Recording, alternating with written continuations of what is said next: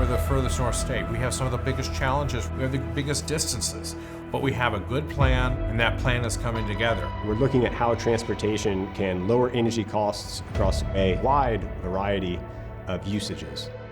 EV development is a large piece of that, and we're addressing that on several fronts. Trying to help our members have a more cost-effective living. And through that, do electric vehicles have just an overall lower cost of ownership? By removing the engine and all those little parts that have to work, there's quite a few less things that can go wrong. That makes EVs really attractive.